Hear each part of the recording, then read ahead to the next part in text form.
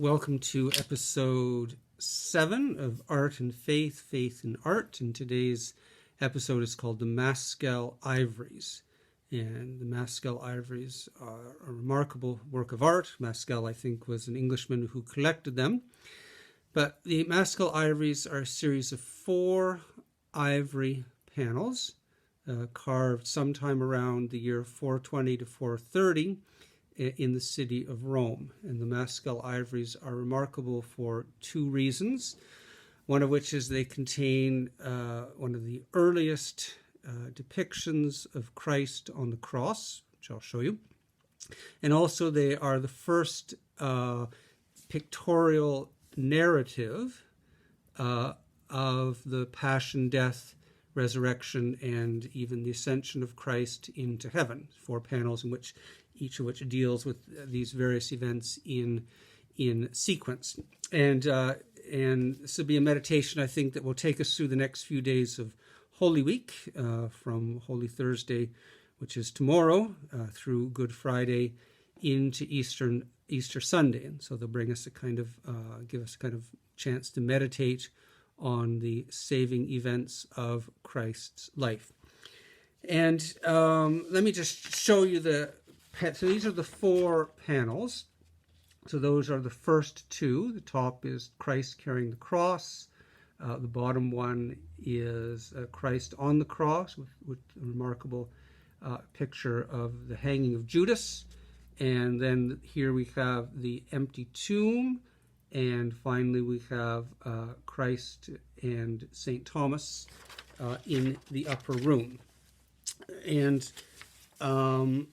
these panels, each of which originally about 3 7/8 of an inch long, and the panels formed a kind of box, and there was probably a lid to that box, but which is now lost. And scholars debate what was the purpose of this box. Was it, for example, to hold a relic? One possible answer is that it was a pyx, and that it was a pyx is a box or a container for carrying the Blessed Sacrament to those who, for whatever reason, couldn't be present at the holy sacrifice of the Mass. And at the very end of these lectures, I'll offer my argument to show that, in fact, this would make a most excellent pyx. So I'm going to look at the first image. And so these are, as I said, ivory panels, and you'll notice the color. Well, the color is it does what ivory does. It kind of, what's the right word, tarnishes over time. If you see an ivory from the Middle Ages that's pure white, that's a sign that at some point that ivory has probably been bleached to restore its original purity. So this is the kind of faded, kind of tarnished color, and it has a very kind of lovely kind of patina on it. And to comment on the style. So the style is a kind of classical realism. You can see that the bodies are modeled. You can look at the kind of leg of Jesus carrying the cross, and you can see underneath the garment the presence of a body there. You can see the kind of knees of St. Peter. So there's a kind of a realism in the kind of modeling of the bodies. The figures, you'll notice, are a little bit squat, and that's because, first of all, they had to be fit in within a narrow panel. But by making them, if they made them sort of, a more kind of realistic, the figures would probably have to be much smaller.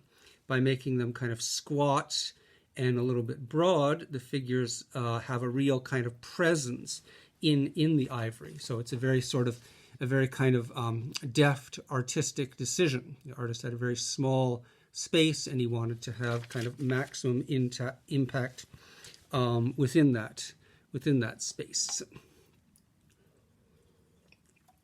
It's my club soda. And I talked about this before, but this panel contains within it a number of scenes, but it also has its own dramatic moment. And let's first kind of look at the various scenes. So on the very left side of the panel, so we read this from left to right because we're literate kind of Westerners, you see Pilate in the act of washing his hands. And he's attended by a kind of serving boy there who is pouring the water. And what Pilate does is Pilate is gazing at the figure of Christ. So we see Pilate washing his hands, and we note his gaze, and his gaze leads us to the figure of Christ. And so the next moment in the picture is this figure of Christ carrying the cross. Now, a number of features are notable here. First of all, this is not Christ as the man of sorrows. This is not Christ as we know him in later developments in Christian art, which kind of produce marvelous depictions of Christ in his agony, Christ in his suffering. No, this is a vigorous and a young Christ. In fact, if you look at his hair, he has the kind of long, flowing locks of an adolescent. So this is Christ as vigorous and as youthful. And he doesn't bend or fall under the weight of the cross. Rather, he sort of slings the cross kind of jauntily over his shoulder and strives bravely forward.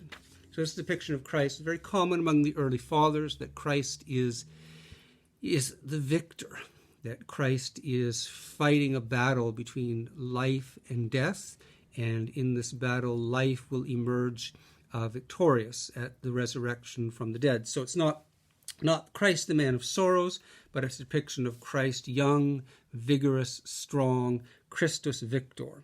And you'll notice that the cross he slings over his shoulder is almost a kind of ceremonial cross. You note that the ends of that cross are kind of splayed. And what that reminds us of, it doesn't remind us of the kind of original wooden cross, but it reminds us of the cross, that the kind of beautiful crosses that would adorn a kind of altar. A cross is a kind of liturgical implement, one of which we looked at in a previous episode. And so this is the cross kind of transfigured into a kind of instrument of glory. It makes us think about the kind of shining, gleaming bronze cross that would be an ornament on an altar. And the next scene we see, so the third scene we see, is we see also Simon of Cyrene there, who's actually not carrying his cross, but sort of with his hand around him and just guiding him forward. And if you follow the hand of Simon of Cyrene, it points directly to St. Peter. And St. Peter, when you look at St. Peter, you see, first of all, the cock crowing. You see the woman who's accusing him, you are one of the Galileans. And you see Peter sitting before the kind of brazier, which is the fire, and Peter kind of falling back before the accusation of this serving woman.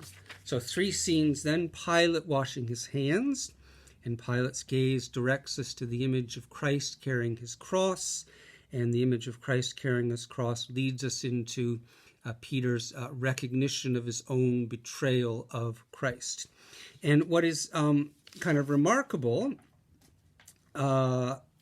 here is how intensely dramatic this is. And the drama is conveyed, I think, by the look, but also by the gestures. And so, for example, you see, if you think about St. Peter in relation to Christ, well, what you see, I think, is St. Peter's hand, which is, absurdly large for the figure, but which therefore draws our attention to itself. And that hand becomes a significant element in the picture. and the hand is placed over the cross.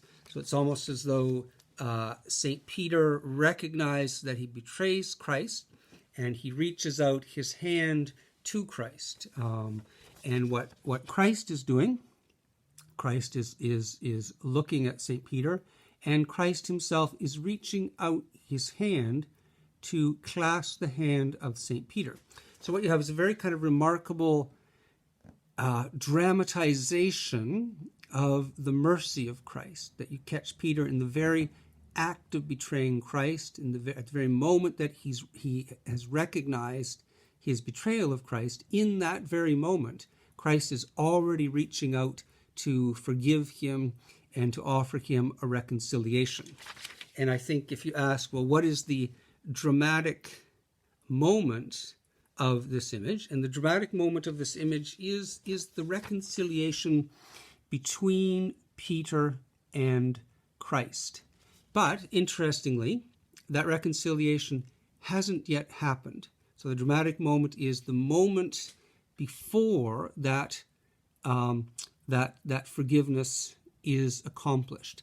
And what that does is it invites us, the viewer of the image, into this image, that we are called upon to complete this dramatic moment, to imagine for ourselves the reconciliation between Christ and Peter, the forgiveness that Christ offers to Peter, even at the very moment that he betrays him and recognizes, even the very moment Peter betrays Christ and recognizes that he has betrayed Christ. This is a kind of a lovely depiction of the mercy of Christ, that the mercy of Christ is there to forgive us the moment we acknowledge and recognize our sinfulness, that the mercy of Christ does not wait. The mercy of Christ knocks on the doors of our hearts and is there for us the moment we turn to it and call upon it and acknowledge our sinfulness. So this then is the first of 4 very remarkable panels, and in the next episode I'll go to the depiction of Christ's crucifixion.